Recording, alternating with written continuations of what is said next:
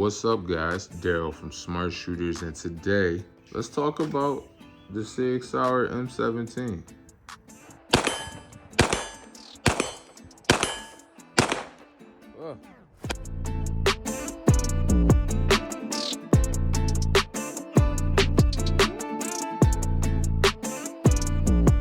Alright, let's take the M17 one more time for a little spin on about 50 yards or so.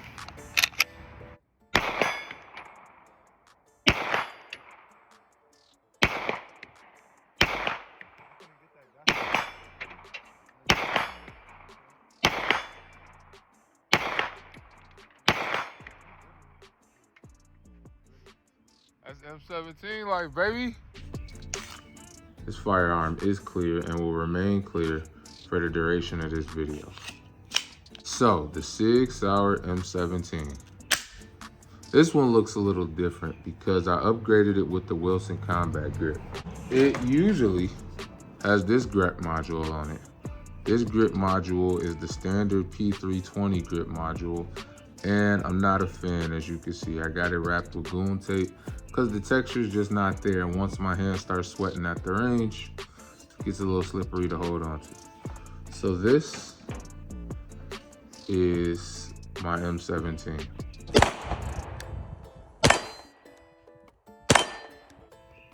Now, the M17 is a 9mm striker fire pistol, super dope.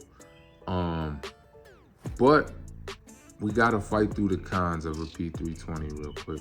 The truth of the matter is, it's a P320, which means it's got the stigma of, oh, don't drop it or it'll go off, right?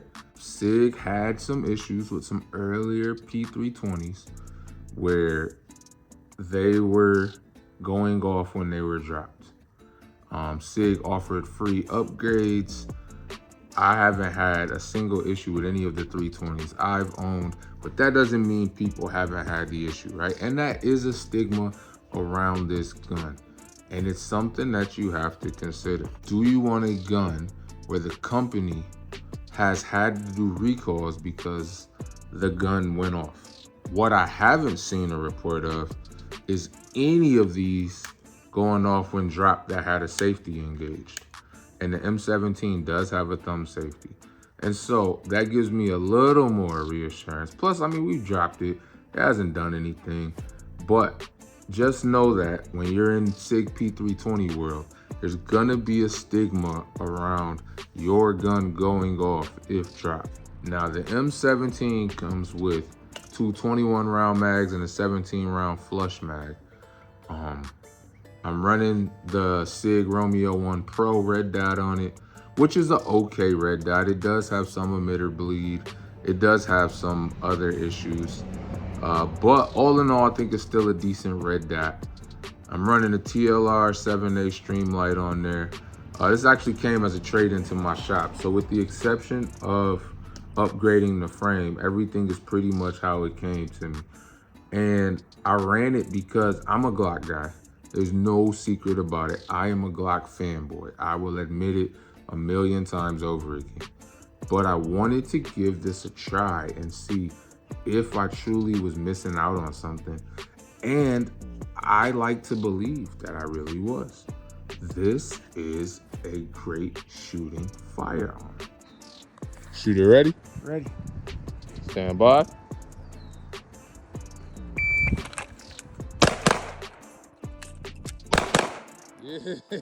Yeah. 3.78, that's good work. Oh, fire. 0.22 split. Yeah. Now, another one of the cons about this gun is gonna be the manual safety. So, I'm gonna put in some footage. I was training with my guy, Melly, and little bro was practicing his draw, and I mean, his draw stroke is mean, pause.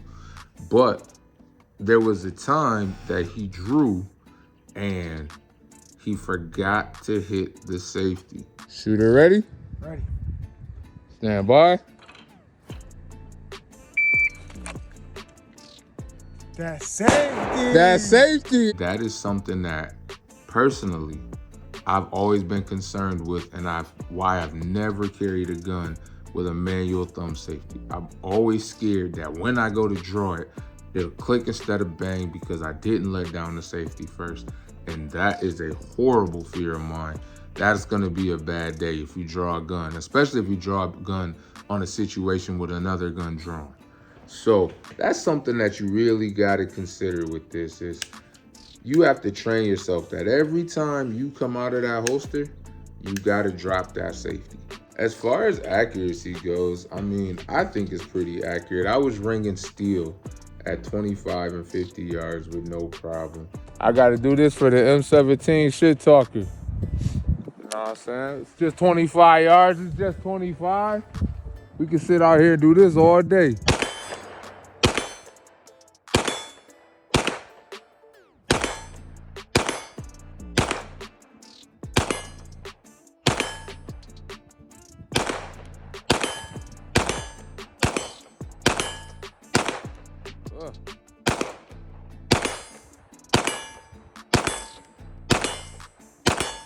It's a flat shooting gun to the best it can be. It does have a high bore access, which means the barrel and how high it sits over this bore access here, it is pretty high compared to like a Glock or something like the Smith & Wesson maybe, but it is manageable. One of the pros is this grip module here is the only part that's considered a firearm.